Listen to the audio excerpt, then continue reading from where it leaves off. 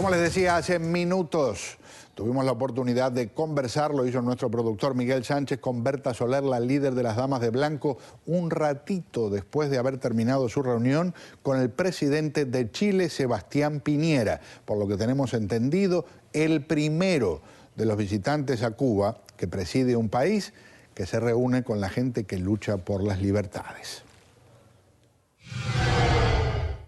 Fue un encuentro muy cordial, un encuentro fue muy receptivo que duró de 25 a 30 minutos, donde ahí tocamos sobre la represión policial que hay contra activistas de derechos humanos, contra las damas de blanco, que en este momento estaban muchos hombres del domingo, del viernes 24, producto a la cumbre de la CELAC, presos porque el gobierno cubano les impidió que pudieran estar en las calles, que no estaba preso domiciliario, estaba preso en la mazmorra del gobierno cubano. Se habló de que hay más de 70 presos políticos solo por promover y defender la Declaración Universal de los Derechos Humanos.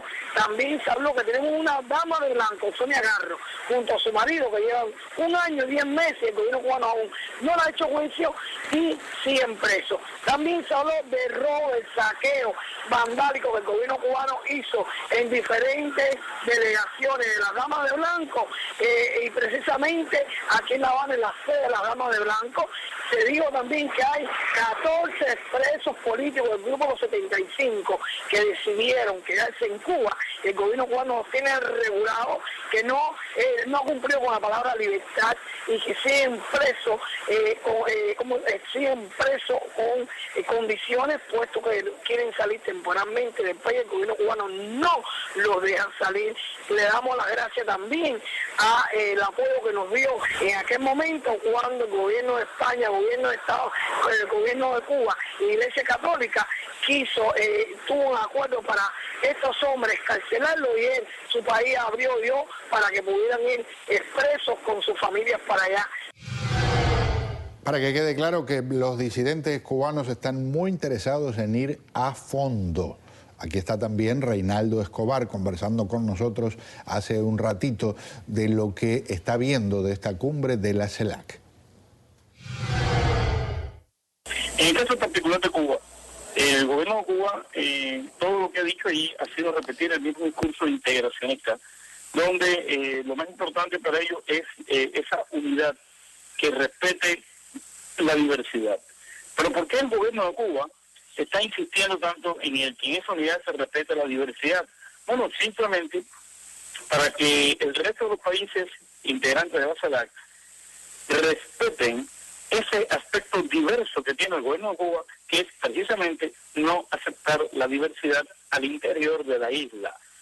Entonces ellos quieren ser aceptados dentro de una unidad determinada como un elemento diverso, porque ellos no aceptan la diversidad internamente. Y eso, claro, está una especie de complicidad pactada con todos los países de América Latina para que no condenen violaciones de los derechos humanos y todo lo que se sabe que ocurre alrededor de la conducta del gobierno cubano en ese sentido. Y con que la ciudad está tomada militarmente. Realmente es un poco complicado salir a cualquier lugar sin encontrarse 2 policías por cada cuadra. Eso ha traído como consecuencia pues una seria afectación al mercado negro, que como todo el mundo sabe es el mercado el que vive.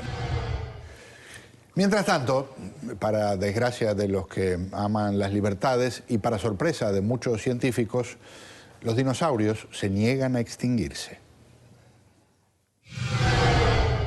No se preocupe, que ya tengo 82 años, voy a cumplir 83 en junio, pero los Castros somos longevos y firmes.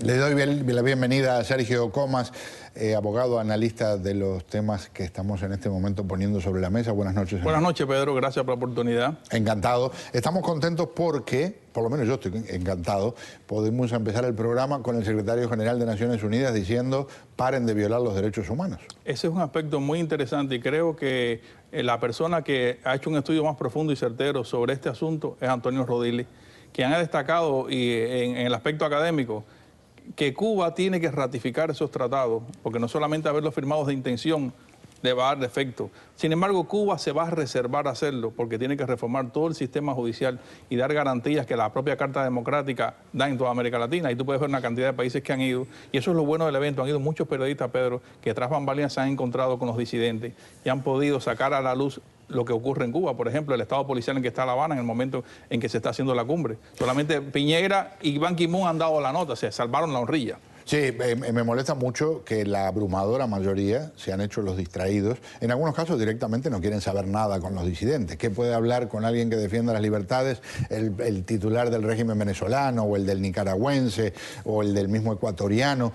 Pero al mismo tiempo nos informan que hace un rato también representantes del gobierno de Costa Rica se reunieron con Elizardo Sánchez tenemos entendido, o en la casa de él o en uno de los locales de la embajada de Costa Rica. Esa parte parece que en la casa de uno de los diplomáticos costarricenses. Así que algunos están dando por lo menos una muestra de respeto a lo que es la libertad. Lo de Ban Ki-moon es interesante porque se confiaron con Ban Ki-moon, que fue una barbería particular, se echó un corte de pelo, se retrató con unos pioneros, pero Ban Ki-moon ha estado comprometido en el concierto de la ONU porque Cuba ha asumido puestos en el concepto de derechos humanos sin haber ratificado, y es grave, estos tratados. Fíjate que te insisto en que la palabra reserva que utiliza Rodríguez es muy interesante. Para que el público entienda, los tratados internacionales se firman y algunos estados, que Cuba lo hace mucho, pone cláusulas en aspectos que no la quiere aplicar en su territorio y les llama, lo firmo con reserva. Entre comillas, no los voy a aplicar. Y es lo que está ocurriendo. Y entonces, por ejemplo, titulares de gobierno como el argentino, que tienen, por cierto, unos problemas tamaño familiar en su país, se vanaglorian de lo que son los resultados de esta reunión. Aquí está Cristina Fernández de Kirchner. Aquí estamos, todos y todas, en La Habana, compartiendo y reflexionando sobre un proceso de integración que más tarde o más temprano, que con más dificultades o menores dificultades, deberá necesariamente darse, por una razón muy sencilla, porque el mundo está marchando claramente a la conformación de bloques. Mientras tanto, Argentina marcha claramente a la conformación de un bloque anti-Cristina Fernández de Kirchner, que ya con lo que pasó en las elecciones anteriores quedó claro, no podrá aspirar a la reelección.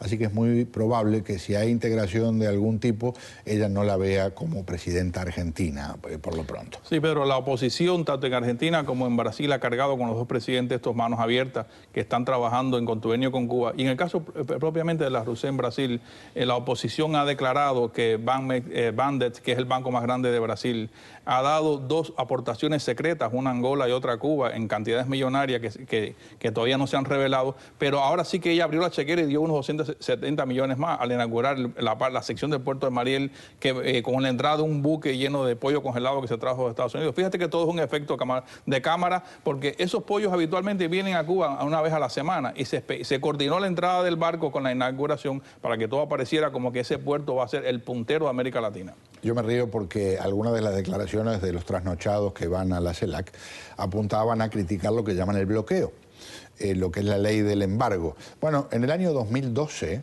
estábamos conversando hace un ratito con Emilio Morales, el titular del Havana Consulting Group, llegaron 358 millones de dólares de mercadería estadounidense a Cuba. En el 13 todavía no se tienen las cifras totales, se calcula que en todo caso si cambiaron fue para aumentar. Así que en la práctica, cuando acusan al embargo de generar problemas, están recibiendo cientos de millones de dólares de mercadería del imperialismo. Porque no hay ninguna prohibición para importar alimentos frescos, alimentos congelados y medicinas tampoco. Todo el mundo sabe que de Naples salen hasta lo que le llaman pie de cría de ganado hacia Cuba. Así que esto es una actividad que es casi semanal. Algunas pinceladas de lo que dicen algunos cubanos sobre esta reunión. Bueno, sobre la CELAC podría decirte, es una organización en estos momentos que cumple un importante rol en lo que es América Latina, porque representa un ejemplo de unidad en los pueblos de América. Con lo que no estoy de acuerdo con los miembros de la CELAC es que mantengan un silencio absoluto en cuanto a los problemas que existen en Cuba, en cuanto a las violaciones de derechos humanos que el gobierno de Cuba acomete día a día, y ellos no declaran nada en cuanto a esto. Es bochornoso de que ellos hagan ese congreso aquí de la CELAC, donde se van a tratar temas como la pobreza, la miseria, la desigualdad, cuando el pueblo de Cuba, el 97% es pobre en extremo. Nada, que no, yo como ciudadano cubano no he visto ningún cambio, ningún beneficio en el país con esa presidencia pro tempore durante un año que ha tenido el gobierno. Más bien ha sumergido más el pueblo en la miseria, no sé, no le veo ningún tipo de beneficio. Cuba, como presidente pro tempore de la CELAC, todavía no ha resuelto hoy en día ningún caso con respecto a la miseria, la necesidad y la desigualdad. Y a todo esto, decenas de activistas fueron detenidos en el correr de los últimos días. Tenemos confirmado que por lo menos 16 siguen presos, entre ellos Manuel Cuesta Morúa. Hace un rato se pudo conversar con un activista que trabaja con Cuesta Morúa, Leonardo Calvo. Llevamos varios días ya bajo una represión intensa, bajo un acoso permanente a muchos líderes opositores y activistas que han sido detenidos, que han sido recluidos en plazas con grandes operativos de presión y que han sido sometidos a persecución callejera, abierta y descarnada.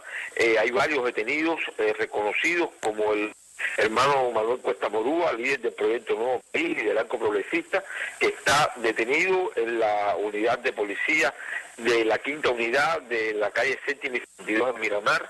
Allí el lunes en la noche, el líder del Partido Nacional Liberal Cubano que estuvo detenido, nuestro hermano Fernando Palacio, lo vio en ese lugar, pero todavía no sabemos cuándo lo Me decías del presidente de mi patria natal. Sí, es interesante porque además de la represión que se ha desatado, esta cumbre que tiene un cortinaje político ha tenido un efecto muy práctico, Pedro, porque muchos presidentes se han reunido coyunturalmente para resolver asuntos bilaterales, como el caso de Chile y Perú, que acaban de salir de un conflicto de aguas territoriales, donde Chile mantuvo la parte más rica de las riquezas pesqueras y Perú ha tenido el beneficio de una gran área de pesca para la cual no tiene todavía la tecnología, es decir, que fue una solución sabia de la Haya. Y la otra cosa es, por ejemplo, cómo Santos ha llegado tarde a la cumbre y está tratando de que tu presidente y Brasil se conviertan en el futuro en los dos terrenos donde se negocie el asunto de la FARC. Eso es interesante cantidad. Y Uruguay y Argentina aprovecharon también a sentarse con presidente y presidenta porque hay unos líos tremendos por las procesadoras de madera, exacto. La contaminación tan grande en que hay. Uruguay. Sí. No. Argentina dice que hay contaminación y está probado que la contaminación en todo caso es de las papeleras argentinas, que son muy antiguas y que han generado unos problemas de toxicidad enormes.